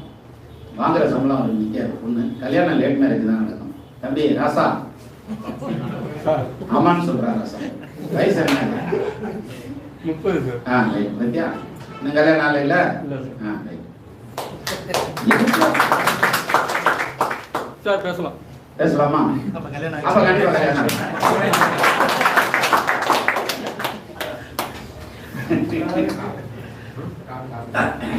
ஏன்னா கிரீன் சிக்னல் வந்துருச்சு இல்லையா நமக்கு, அதனால சொல்றோம். சரி சரி. அப்போ இதுல இருந்து தான் ஜோசியம் எடுக்கணும்னு இல்லை, எதுல இருந்து வேணாலும் எடுக்கலாம். ரைட்டுங்களா? அதனால இந்த இதுல சொன்னாங்கல்ல, இப்போ பரணி ஐயா வந்து சாப்பாடும் போடுறாரு, அவர் உள்ள வரையெல்லாம் அவர் ஞாபகம் வந்து சாப்பாடும் போடுறாரு, அறிவுக்கும் விருந்து கொடுக்குறாரு. சும்மா இல்லை, ஏசி காரில் உட்கார வச்சு விருந்து கொடுக்குறாரு இல்லையா? அதாவது தானத்தில் சிறந்தது நிதானம், அதுக்கப்புறம் அன்னதானமே சொல்லுவாங்க. அன்னசத்திரம் 1000 வைத்திரம் 680,000 நாட்டலும் பின்னருள்ள தர்மங்கள் யாவும் பெயர் விளங்கி உடைய ஆங்கோர் ஜோசியருக்கு ஜோசியம் அறிவித்தது இல்லையா? அப்போ சொல்லிக் கொடுக்கறதுங்கிறதே ஒரு புண்ணியம் சார். நான் இவர் வந்து நமக்கெல்லாம் ரோல் மாடல் சார். நம்ம வந்து அடுத்து அந்த ஒரு காலம்னு வர்றப்ப நம்ம 4 பேருக்கு சொல்லிக் கொடுக்கணும். நம்ம இதே மாதிரி ஒரு இன்ஸ்டிடியூஷன் வச்சு சொல்லிக் கொடுக்கணுங்கிறதெல்லாம் இல்லை. சும்மா நமக்கு தெரிஞ்ச 4 பேருக்கு சொல்லிக் கொடுத்தாலே போதும். அந்த கலையை வந்து அடுத்த தலைமுறைக்கு கடத்தணும். அதே மாதிரி நீங்க யாரை பார்த்து பொறாமையே படாதீங்க சார், பொறாமையே படக்கூடாது. என்ன காரணம் தெரியுமா? நீ என்னதான் உருண்டு சொல்லிக் கொடு, நான் படிக்க மாட்டேன், கண்டிப்பா புரியாது. யாருக்கு என்ன புரியணுமோ அவங்களுக்கு தான் புரியும். ரைட்டா? அப்போ இப்ப நான் பேசுறேன் இல்லையா, அந்த இப்படி சொல்லலாமா அப்படி சொல்லலாமா அப்படின்னா உடனே ஞாபகம் எப்படி இருந்தாலும் சொல்லியிருக்கான், அதுக்கான லாஜிக் என்ன அப்படிங்கிற அந்த ஒரு யோசனை. இப்ப என்ன ஓர ஓடிட்டு இருக்குது? 1 to 2 சூரிய ஓர தானே ஓடுது. அவருக்கு கல்யாணத்தை பத்தி பேசுறாங்களே, அப்ப சூரியனுக்கும் கல்யாணத்துக்கு என்ன சம்பந்தம் இருக்கு? இப்படி யோசனை போகும். சரியா? அப்போ விஷயம் என்னன்னா, ஒவ்வொருத்தரும் ஒவ்வொன்னா பிடிச்சு சொல்லிக்கிட்டே இருப்போம். வான்குருவியின் கூட வல்லருக்கு தொல்கரையான் தேன் சிலம்பி யாவருக்கும் செய்யறிதால் யாம் பெரிது என்று வலிமை சொல்ல வேண்டாம் தான். எல்லோருக்கும் ஒவ்வொன்று எளிது, ஒவ்வொருத்தருக்கும் ஒவ்வொரு விஷயம் எளிமையா இருக்கும். சிலர் வந்து அஷ்டம் இருக்குது அப்படி எடுத்து பிடிச்சாருனாலே சொல்லிடுவாரு. 16 வரல் இருக்கிற ராசியில குரு போயிட்டு இருக்குப்பா, இப்ப பொண்ணு பார்த்தேன்னா நீ அவங்க அம்மாவை கூட பார்க்க முடியாது, பேசாம முடியாது அப்படின்னு சொல்லிடலாம். அதே இது 25 வரல் 24 வரல் இருக்க ராசியில குரு போயிட்டு இருக்காரு, இப்ப போய் பாரியா நீ பார்க்க போற ஒண்ணு பொண்ணு இல்ல, பக்கத்து வீட்டு பொண்ணையும் சேர்த்து பார்த்துட்டு வந்துடலாம் அப்படின்னு சொல்லிடலாம், தைரியமா சொல்லிடலாம். ரைட்டா? அப்போ அவருக்கு அஷ்டம் இருக்கதே இன்னொரு நண்பர் வருவார். அவர் வந்து என்ன சொல்லுவாரு, இப்ப பாப்பாரு ஜாதகத்தை எடுத்து பாப்பாரு, டக்குன்னு கேட்கிறோம்னு வச்சுங்களேன், சிம்பிளா சொல்லுவோமே. நீங்க சொல்லுங்கயா, உங்க ஜாதகத்துல சூரியன் எங்க இருக்கு? துலா ராசியில இருக்காரா? இப்ப இன்னைக்கு சூரிய ஓரையா, இன்னைக்கு சூரியன் கிழமையா, அதே மாதிரி சூரியன் துலாத்துல தானே இருக்காரு, நீசத்துல இருக்காரா? தகப்பனார் வழி சொந்த பந்தமும் உங்களுக்கு அவுட்டு என்னாச்சா? ரெண்டாவது, உங்க காலத்துல சம்பாதிக்க ஆரம்பிச்ச காலத்துக்கு அப்புறம் சம்பாதிச்சு நிறைய இழந்ததுல கௌரவமும் சேர்ந்து அவுட்டு, கௌரவமும் அவுட்டு. அதுக்கப்புறம் இப்பதான் நாங்க ரீபில்ட் ஆகிட்டு இருக்கோங்கிற மாதிரியான கண்டிஷன்ல இருக்கு. இதுக்கு எதுக்கு நீங்க வந்து நேர் தேமாங்காயின்னு வண்டி ஓட்டு படிச்சுட்டு உட்காந்துருக்குற, ஓம்பாட்டுக்கு சொல்ல வேண்டியதானே அப்படின்ற மாதிரி. அப்போ படிக்க படிக்க படிக்க படிக்க வந்துடும். இது வந்து இப்ப நான் சொல்லல வந்து சே என்னம்மா சொல்றாங்க அப்படின்ற மாதிரி தெரியும். நான் உங்கள்கிட்ட ஜோசியம் தெரிஞ்ச மாதிரி பில்டப் பண்ணிட்டு இருக்கேன், புரியுதா? நீங்களும் இதே மாதிரி பில்டப் பண்ண கத்துக்கிட்டா நீங்களும் ஜோசியம். ஒரு பொய் சொன்னா அது உண்மை இருக்கும், ஒரு உண்மை சொன்னா அது ஒரு பொய் இருக்கணும். பொய்மையும் வாய்மை இடத்த புரியுது, நன்மை வாய்க்கும் அப்படின்னு சொல்லியிருக்காங்கல்ல, நல்ல விஷயத்துக்காக பொய் சொல்லலாம்ல, அந்த மாதிரியான. அப்போ என்ன பொறுத்த வரைக்கும் சோசியரா படிக்கிறதுக்குன்னு நம்ம வந்துட்டோம் இல்லையா, லோகத்திலேயே கொடுத்து வச்சவன் நம்ம தான் சார். ஒருத்தர் கோடி கோடியா சம்பாதிக்கிறான்னு வைங்களேன், அவனை பார்த்து நம்ம பொறாமையே விட மாட்டோம். என்ன சொல்லுவோம் தெரியுமா? வெயிட் பண்ணு, அடுத்த தசை அட்டமாக ரோட்ல சுற்றி ஆப்பாரு. நம்ம அப்படி சொல்லக்கூடாது. அவன் பிறந்த யோகா அடுத்த தசையும் நல்லா இருக்கு போறியா, சரியா? அப்போ சகாதேவனுக்கு வந்து ஜோசியம் வந்துருச்சான். ஜோசியம் வந்ததும் அவனுக்கு எதிராக வந்து போர் புரியறவனே வந்து கேட்கிறான், எப்படா போற ஆரம்பிக்கிறது? நல்லா கவனிச்சு பாருங்க. இப்ப நம்ம பக்கத்து வீட்டுக்காரன் ஏத்த வீட்டுக்காரன் கண்டிப்பா நம்மளோட நட்பா இருக்க மாட்டான், கடுப்பா தான் இருக்கான். அல்லது நம்ம கடுப்பா இருப்போம். அவன் நேரா நம்மகிட்டயே வந்து இந்த மாதிரி உடனே செருப்புல அடிக்கலாம்னு இருக்கேன், என்னைக்கு அடிக்கலாம்னு பார்த்து சொல்லுங்க அப்படின்னு கேட்கலாம்னு வச்சுங்களேன். நம்மளால நான் குறிச்சு கொடுக்க முடியுமா சார்? ஆனா அவன் யாரு சகாதாயம் கொடுத்தான், அப்படி ஒரு மனநிலை சார். அது வந்து போர் புரியறதுக்காக கொடுத்தா அப்படின்னு சொன்னோம்னா நமக்கு அதோட சீரியஸ்னஸ் புரியாது. இப்ப நான் சொன்னதுல புரியும். பக்கத்து வீட்டுக்காரன் வந்து நம்மள உடனே நான் செருப்பால் அடிக்கலாம்னு இருக்கேன், என்னைக்கு அடிக்கலாம்னு சொல்லுனா என்ன அர்த்தம்? நான் அதையும் சொல்றேன் பாருங்க. அப்போ அந்த அளவுக்கு மனசு பக்குவப்பட்டு போயிடும் சார் ஜோசியருக்கு. நீங்க ஜோசியம் படிச்சவங்க எல்லாம் பாருங்க, ஜோசியர்களுடைய மனைவிகள் கொடுத்து வைத்தவர்கள். என்ன காரணம்? சண்டைக்கு போக மாட்டாங்க. நம்ம எனக்கு தெரியும், சுக்கரே ஜனியோட சேர்ந்திருக்கீங்க, லூசு மாதிரி தான் பேசுவாங்க, சரியா? அம்மாள் வந்து ஜோசியம் படிச்சிட்டீங்கன்னா நம்ம பொண்டாட்டி பேசுறது பெருசு இல்ல, அடுத்தவன் பொண்டாட்டி பேசினாலும் கோபம் வராது, நமக்கு வரக்கூடாது. அதுலயும் இன்னும் அடுத்த விஷயம் என்னன்னா, பெண்கள் ஜோசியம் படிக்கிறதுக்கு பாருங்க, இது இன்னும் சவாலான விஷயம், சரியா? பெரிய விஷயம். என்ன காரணம்? பெண்களை பொறுத்த வரைக்கும் இப்ப நீங்க இங்க இருந்து மதுரை போகணும்னு வைங்களேன், எப்படி யோசிப்பாங்கன்னா மதுரை போறதுக்கு இங்க ஏறினதும் முதல்ல கரூர் வரும், அப்புறம் திண்டுக்கல் வரும், அப்புறம் கொடரோடு வாடிப்பட்டி வரும், அப்புறம் மதுரை வரும், இப்படின்னு கால்குலேட் பண்ணிப்பாங்க. யாரு? லேடிஸை பொறுத்த வரைக்கும். ஜென்ஸ் எப்படி பண்ணுவாங்கன்னா, இங்க இருந்து 150 கிலோமீட்டரு, கரூர் ஒரு 20 கிலோமீட்டரு, அது ஒரு 20 நிமிஷம் 25 நிமிஷம், அங்கிட்டு ஒரு மணி நேரம் திண்டுக்கல், அங்கிட்டு ஒரு 3/4 மணி நேரம் மாதிரி இப்படி யோசிப்பாங்க. ரெண்டு பேருக்கு வேற வேற மாதிரியான சிந்தனைகள் இருக்கும். வெம்பு வாழ் விழுவாள் பொய்யே, மேல்விடந்தல் வாழ் பொய்யே, தம்பலம் தின்பாள் பொய்யே, சாதிரே நின்பாள் பொய்யே, அம்பினும் கொடிய கண்ணால் 1000 சிந்தையாளை நம்பின வேர்களெல்லாம் நாயினும் கிடையறாவேன்னு சொல்லியிருக்கான் விவேக சிந்தாமணியில. பொம்பளை பிள்ளைய நம்பாது. அப்போ அவங்க வந்து நிறைய சொல்லி, ஆற்றையும் கொடும் கூத்தையும் நம்பலாம், கோலமாமலை யானையை நம்பலாம், கொல்லும் வெங்கை புலியையும் நம்பலாம், சேலை கட்டிய மாதரை நம்பினால் தெருவில் நின்று தயங்கி தவித்தரை. அவங்க சரி பண்ணிடலாம்.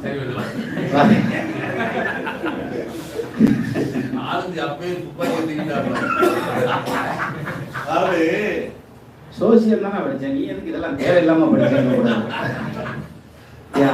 படிச்சு வச்சிருக்கணும் சார். கண்டது கற்க பண்டிதனாமா, சரியா? அப்ப கண்டது கற்று வைக்கணும்ல. இப்ப நான் சொன்னதுல ஆற்றையும் கொடு ஊற்றையும் நம்பலாம், கோலமாம் அதை யானையை நம்பலாம். மதம் பிடிச்சிட்டு வர யானையை கூட நம்பலாம்.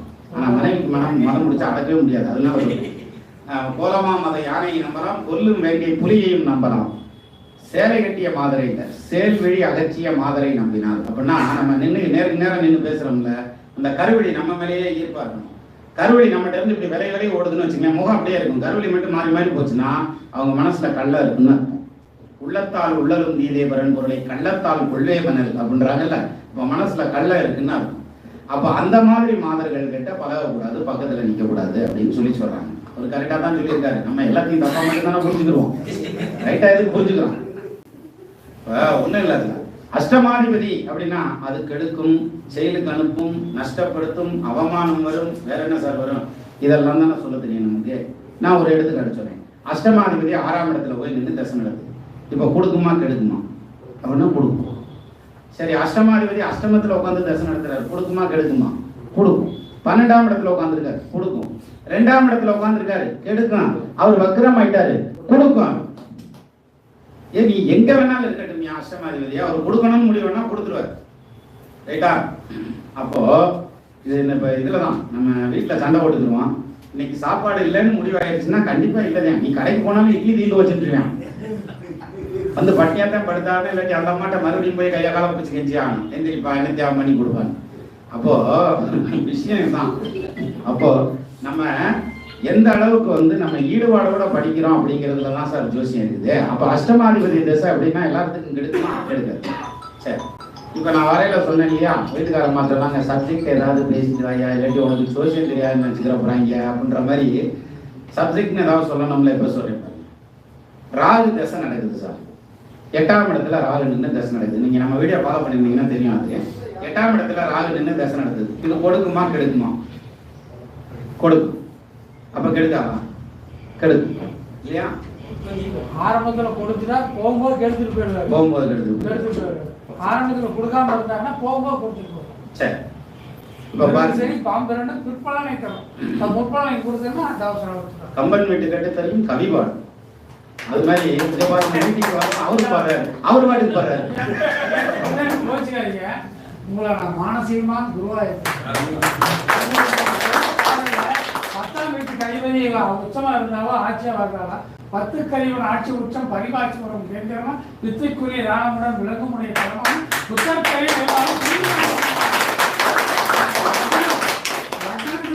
சுபகிரகம் இருந்தா ஜீவனை சூரியவால சீரியை நோக்கக்கூடும் பாவர்கள் பார்க்க வெய்யும் கண்ட பணிவாளர் ஆவதே ஆயுதம் அறிவில் மன்னவன் ஆகும். இவர் அறிவில் மன்னன்.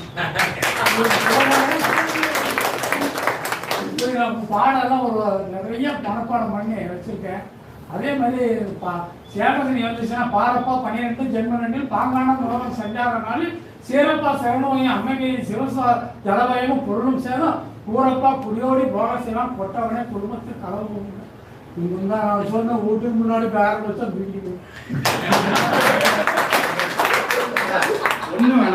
மானசே குருவான்னு நினைச்சுவாங்க. சாமி கும்பிடும்போது ஐயா திண்டுக்கல் சொல்லாதே சார். வேற எதுவுமே வேணாம் சார், லிவிங் எக்ஸாம்பிள் சார் இங்க இருக்கு. அவர் வயசுக்கு பூராமே நரைச்சு போய் இவரே படிக்க முடியும்னா இன்னும் முழுசா நரைக்காம இருக்க நம்ம படிக்க முடியாது. அதனால நம்ம படிக்கிறோம் ஜோசியத்தை, ஒரு கை பாக்குறோம் அப்படிங்கிற முடிவுக்கு வந்துருங்க. ஏன்னா அது ரொம்ப முக்கியம் சார். நான் எப்போ முடிக்கிறேன்?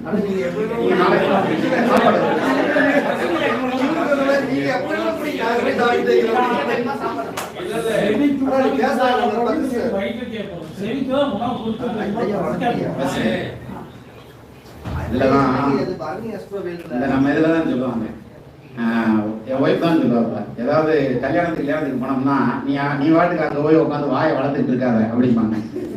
இப்ப நமக்கு அதான் வேலை, வாயை வளர்க்கத்தான் வேலைன்னு வாங்கல்ல, அது மாதிரி. ஸோ அப்ப 8ஆம் இடத்துல ராகுன்னா பாவம் செய்யுமா புண்ணியம் செய்யுமா அப்படின்னா 2 செய்யும். இப்ப பாருங்க, 8ஆம் இடத்துல ராகு, முதல்ல ராகு தசை அப்படின்னு எடுத்துக்கிட்டா இது எந்த புக்லையும் இல்லை சார். ஆனா நான் வந்து நிறைய ஜாதகங்கள்ல ஒப்பிட்டு பார்த்துருக்கேன், அது கரெக்டா வந்திருக்குது.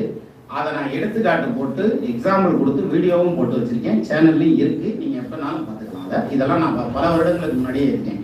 சீக்ரெட்ஸ் ஆஃப் ராகு கேதுங்கிற சீரீஸ்ல இருந்து ஆரம்பிக்கும். சரி, இப்போ நான் சொல்றேன். ராகுவுக்கு வீடு கொடுத்த கிரகம் யாருன்னு பாருங்க. ராகுவுக்கு நட்சத்திர சாரம் கொடுத்த கிரகம் யாருன்னு பாருங்க. இவங்க 2 பேரும் தான் முக்கியமான ஆட்கள் அந்த ராகு தசைக்கு அல்லது கேது தசைக்கு. இப்போ என்ன பண்ணணும், இந்த 2 கிரகமும் ஒருத்தருக்கு ஒருத்தர் மறையாம இருந்தால் நிச்சயமா ராகு தசை கெடுக்காது. 2 6 8 12ன்னு போயிருச்சுன்னா கண்டிப்பா சுழுக்கு எடுக்காம விடாது. 2 பேரும் ஒண்ணு சேர்ந்துருச்சா ராஜயோகம் ஒரே ஒண்ணு சேர்ந்து, அதுல 2 ஒண்ணு சேர்ந்து ஒண்ணு ஆட்சியாவோ உச்சமாவோ ஆயிருச்சா இன்னும் பிரமாதமான யோகத்துக்கு. சரியா? அதே இது 2ல ஒண்ணு வந்து ஆட்சியா இருக்கு, ஒண்ணு வந்து ஆட்சி இல்லை, ஆனா ஒருத்தருக்கு ஒருத்தர் மறையாம இருக்காங்க, கஷ்டம் இல்லாம நல்லா பழைப்பாங்க, சம்பாதிப்பான்னு சொல்லிட்டு. ஒண்ணு நார்மலா இருக்கு, இன்னொன்னு வக்ரமா இருக்கு, 2 சேர்ந்துதான் இருக்கு, அது மியூச்சுவல் ஆஸ்பெக்ட்ஸ்ல பாத்துக்கிட்டு இருக்காங்க அப்படின்னா பிரமாதமா செல்வாக்க கொடுத்து கீழே தள்ளி விட்டுரும். யானை மேல ஏத்தி பாறை மேல தள்ளி விட்டுரும். அப்பதான் அடி நிறைய பிடிக்கும். அப்போ இந்த ராகுவை பார்த்ததுன்னா வந்து என்ன செய்வேன்னா, 8ஆம் இடத்துல ராகுவை பார்த்தோம்னு வைங்களேன், அவனை பார்த்தாலே பரிதாபமா இருக்கு. இவனுக்கு என்னத்த சொல்றது, போனது சீப்படுவேன், சின்னப்படுவேன், கஷ்டப்படுவேன், அக்கப்படுவேன், துக்கப்படுவேன் பேசுறது பேசினாத்தே மதிப்பாகல, ஜோசியம் சொல்றேன், இன்னும் சரியா படிக்கல அப்படின்ட்டு போயிடுவாங்க. அப்போ யாருக்கு அது பாருங்க. இன்னொரு விஷயம் சொல்றேன் சார், லக்னத்துக்கு 4ஆம் இடம்னா என்ன சார்?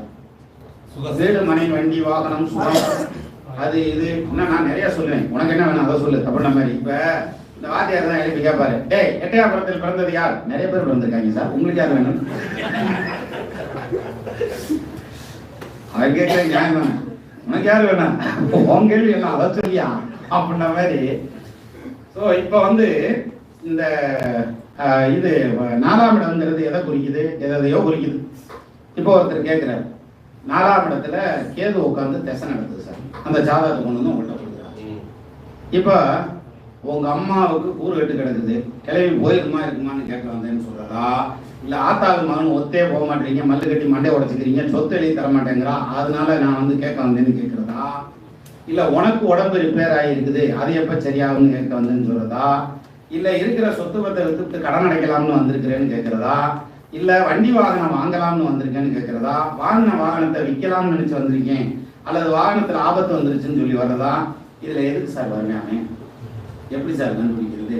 ரொம்ப சிம்பிளான வழி இருக்கு. என்ன தெரியுமா? அவனையே கேட்க வேண்டியதான்.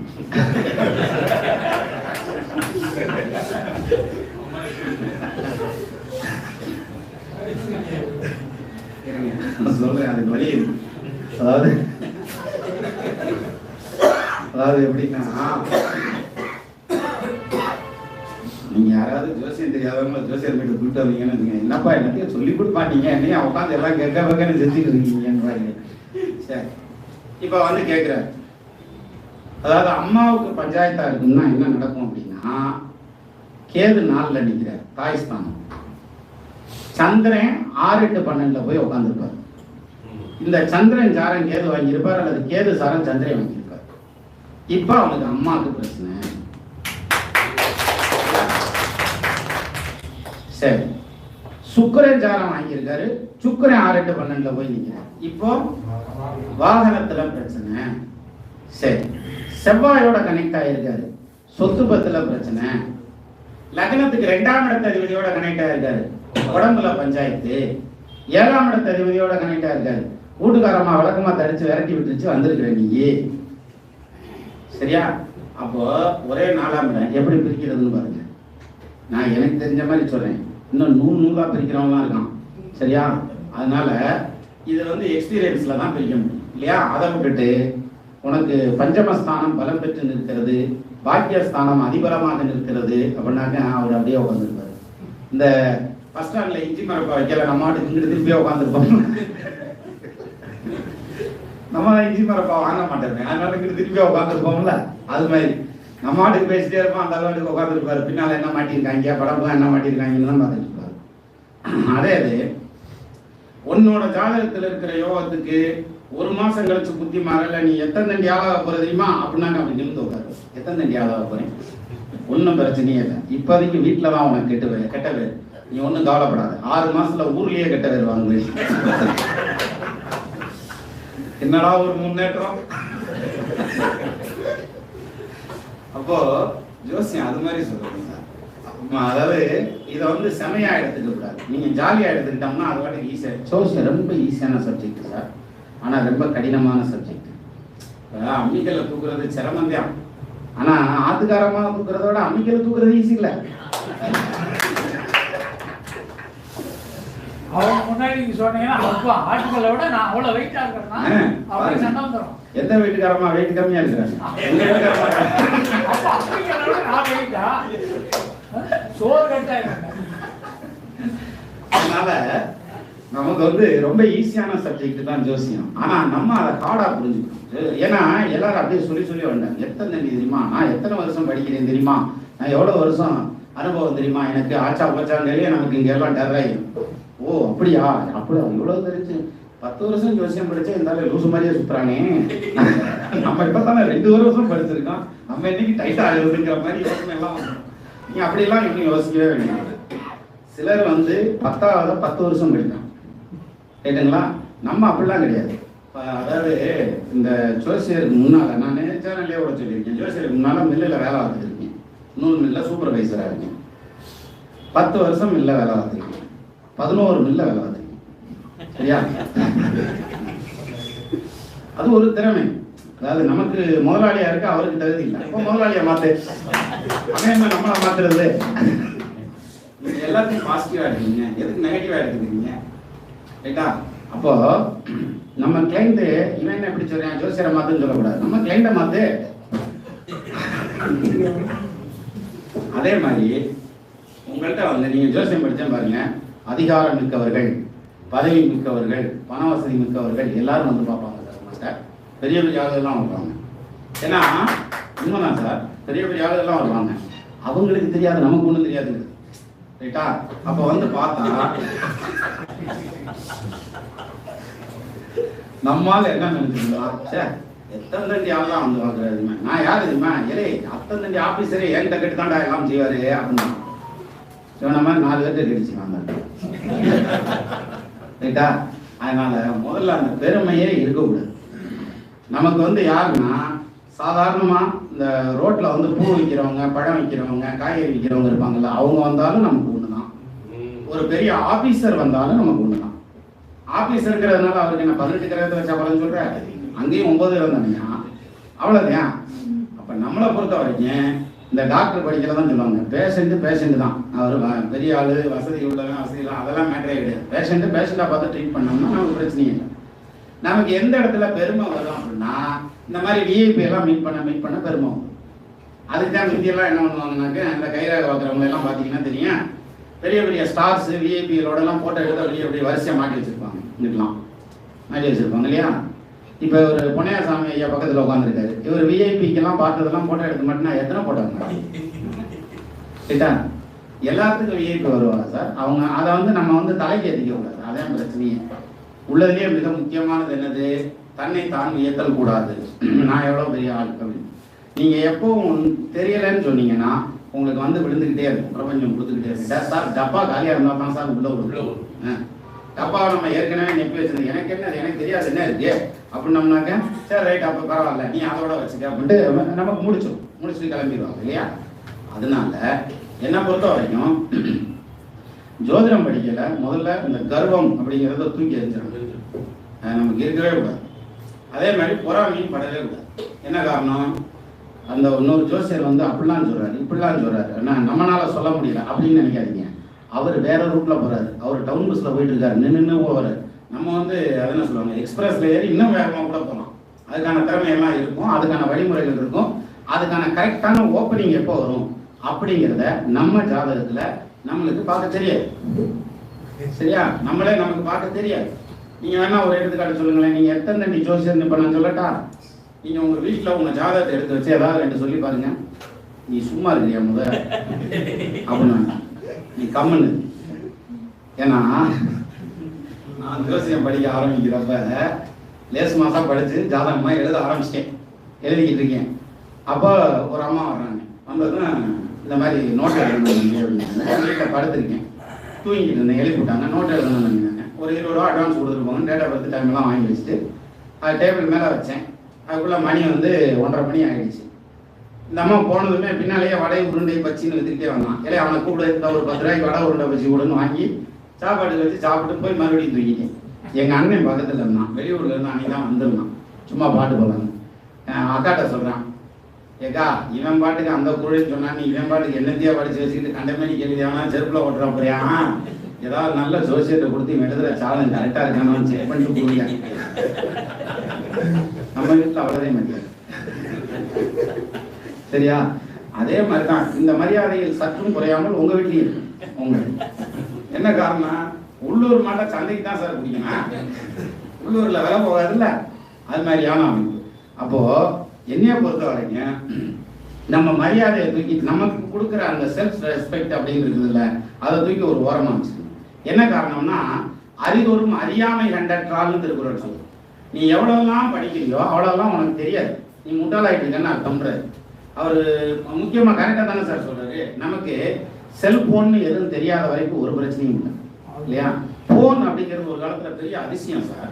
அதாவது ஒரு வீட்டில் ஃபோன் இருக்குன்னா அந்த ஊரில் அவர் வீட்டில் ஃபோன்லாம் இருக்குப்பா அப்படின்லாம் சொல்லுவாங்க. ஒரு ஊரில் ஒரு வீட்டுக்கு ஃபோன் இருந்தால் பெரிய விஷயம். அப்போல்லாம் நாங்கள் மேட்டுப்பட்டில் இருந்தால் மேட்டுப்பட்டில் ஒரே ஒரு வீட்டில் தான் ஃபோன் இருக்கும், அது பெரிய அதிசயமாக இருக்கும். அதுக்கப்புறம் அந்த வயர் கனெக்ஷன் எல்லாருக்கும் கொடுத்தாங்க, வீடு வீட்டுக்கு ஃபோன். இப்போ ஆளுக்கு ஃபோன். ஆனால் ஜோசியருக்கு ஒவ்வொருத்தருக்கு 2 ஃபோன் பண்ணுங்க, சரியா? 2 ஃபோன். அதே மாதிரி ஜோசியர்னு வந்துட்டா கேமரா முன்னாடி நிற்பீங்க, பொம்பளை பிள்ளைங்க முன்னாடி நிற்பீங்க சார். அந்த இடத்துல உண்மையிலேயே சொல்கிறேன், நிறைய மன தைரியம், நிறைய மன கட்டுப்பாடு. என்ன காரணம் தெரியுமா? நம்ம படிக்கிற காலத்துல எல்லாம் படிக்கிறத கிராஸ் பண்ணி தான் வந்திருக்கோம். நான் கோ எஜுகேஷன் ஸ்கூலில் தான் படித்தேன். அப்போ பொம்பளை பிள்ளைகளை பார்த்து பேசுறதுனாக்க கை காலெலாம் நடுங்கும் பசங்களுக்கு இல்லைங்களா? ஆனால் அப்போவே எனக்கு ஒன்றும் நடுங்காது, நல்லா தான் போய் பேசிட்டு இருக்கு. அது மாதிரி அந்த இந்த பழக்க வழக்கம் இருக்குது பார்த்தீங்களா, கேமரா முன்னாடி நிற்கிறது, அதே மாதிரி ஒருத்தருடைய பிரச்சனையை பற்றி பேசுறது. நான் இன்னும் கரெக்டாக சொல்கிறேன் சார், நீங்கள் அவங்க கிச்சன் பெட்ரூம் வரைக்கும் பேச வேண்டியது வரும் சமயத்தில், அப்படிலாம் பேச வேண்டியது வரும். ஒரு எக்ஸ்பீரியன்ஸ் சொல்கிறேன் பாருங்க. ஒரு ஜோடிக்கு கல்யாணம் ஆகுது, அந்த பையனுக்கு அவரால் முடியலை, ஆண்மை இல்லை. ஆனால் அவர் அதை வெளியே சொல்கிறதுக்கு வைக்கப்பட்டுட்டு கல்யாணம் பண்ணிக்கிறார். வெளிநாட்டுக்கு போயிடுறாங்க, ஏதோ ஒரு நாட்டுக்கு போயிடுறாங்க. அங்கே போனதுக்கப்புறம் அந்த பொண்ணுக்கு இந்த விஷயம் தெரிய வருது. அந்த பிள்ளை தன்னால் ஆன எல்லா முயற்சிகளையும் எடுக்குது, முடியல, ஆஃப் ஆகிடுது. கடைசியில் குழந்தை எங்கன்னா அப்புறம் எல்லாரும் கேட்பாங்க இல்லையா, அவங்க அம்மா அவங்க அம்மாட்ட அந்த பிள்ளை சொல்லுது. ஒரு 2 வருஷம் கழிச்சு அம்மாவுக்கு பதவி போயிடுது, ஜாத்தை தூக்கிட்டு நிற்கிறாங்க, இது பிரச்சனை அப்படின்னு நிற்கிறாங்க. இப்போ ஜோசியரோட கவுண்டர் பார்ட் என்ன சொல்லுங்க பார்ப்போம்? உன் மாப்பிள்ளைக்கு எந்திரிக்கும்னு சொல்றதா, இல்ல 2 பேரும் டைவர்ஸ் ஆயிருக்கீங்கன்னு சொல்றதா, இல்ல வேற மாப்பிள்ளை கட்டி வைன்னு சொல்றதா? பாருங்க. அப்போ இத்தனையும் சேர்த்து பேசுறதுதான் சார் ஜோசியம். இது மாதிரி இன்னும் நிறைய விஷயம் இருக்கு, அதெல்லாம் நம்ம பேசணும்னா விரட்டி எடுப்பாங்க. 4 வரும் 6 வரும் 5 தூர வைந்தோம் நரகதி அடைந்திருக்க ராகுபூசன் பார்க்க பாலனிவன் தனி பயந்த வாவி மகர் பாவி பரப்புருஷருடன் கூடி பஞ்சனை ஏற்படுப்பாங்க. ஓ, இப்படி எல்லாம் ஜோசியப்பட்டிருக்கான்னு கேட்கக்கூடாது, இதை விட மோசமெல்லாம் இருக்கு. சரியா? அப்போ இது ஒரு அவ்வளவு பெரிய வாஸ்ட் சப்ஜெக்ட் சார், பெரிய சப்ஜெக்ட்.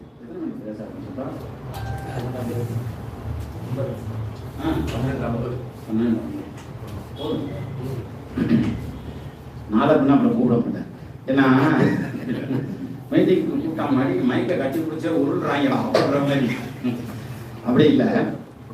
இப்போ நான் சப்ஜெக்ட் சொல்லிட்டேன்னு நினைக்கிறேன் ஏமா, எனக்கு தெரிஞ்ச வரைக்கும். 2வது இன்னொரு விஷயம், நமக்கு சப்ஜெக்ட்டுங்கிறது நம்ம போடுற ஷார்ட்ஸில் டெய்லியுமே வருது, எல்லா சப்ஜெக்ட்டும் வருது இல்லையா, டெய்லியுமே வருது. அது இல்லாமல் வீடியோவும் வருது இல்லை.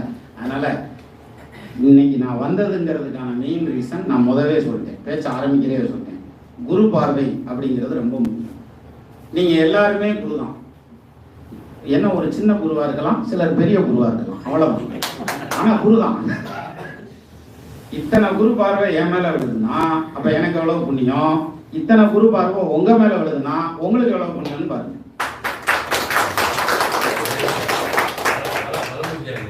பேசும்போது ஜோதிட மீட்டில் பேசும்போது எல்லாரும் அங்கே இருந்து எல்லாத்துக்கும் வாழ்த்துன்னு சொல்லுவோம். ஜோசியர் அவர் அப்பயே பாருங்க, அப்போ நீங்கள் வாழ்த்துறதுல எவ்வளோ பெரிய இது இருக்கு பாருங்க. அதனால ஜோசியம் படிக்க இந்த சப்ஜெக்டுக்குள்ள அத்தனை பேரும் புண்ணியவான்கள். அவர் விளம்பரத்துல கீழே எழுதியிருக்காரு, கட்டணம் இல்லை, இலவசமா அப்படின்னு எழுதியிருக்காரு. அவங்க அப்பா ஒன்றும் ஜமீனா இருக்கிறதுக்கு வாய்ப்பு இல்லை எனக்கு தெரிஞ்சு. நான் விசாரிக்கல, ஒருவேளை ஜமீனா இருந்தாலும் இருக்கலாம், வாய்ப்பு இல்லை. ஏன்னா சாமியாரோட தத்தியா மாட்டி வச்சிருக்கு. இனிமேல் ஜமீன் ஆயிடும். இன்னமே இல்ல, அதத்தை இப்ப சொல்ல நம்ம எல்லாரும் சேர்ந்து ஜமீன் ஆக்கிடுவோம்.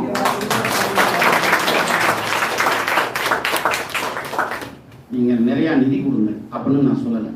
நமக்கு அவர் செலவு பண்ணுவார் இல்லையா, அதை அவருக்கு நம்ம கான்ட்ரிபியூட் பண்ணிடுறதுங்கிறது பெஸ்ட்.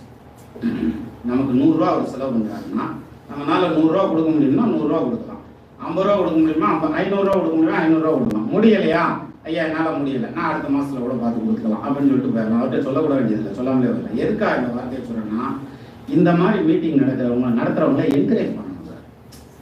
நம்மளை பாராட்டுறதுக்கு வெளியில இருந்து என்ன இல்லையா, நம்மளை பாராட்டுறதுக்கு வெளியில இருந்து யார் சார் வருவா? நம்மளே யாராவது பாராட்டுறாங்களான்னு பார்க்கணும், இல்லாட்டி நம்மளே ஆட்டிக்கிற வேண்டியதான் கடகடன்னு. அதனால நம்ம எல்லாருடைய கான்ட்ரிபியூஷனும் அவருக்கு கண்டிப்பா இருக்கணும். அதை இந்த மீட்டிங்ல இருந்தே அவங்களால முடிஞ்ச கான்ட்ரிபியூஷன் அவர் கொடுத்து அவர் உற்சாகப்படுத்துவோம். அவர் தொடர்ந்து மீட்டிங் நடத்தட்டும்.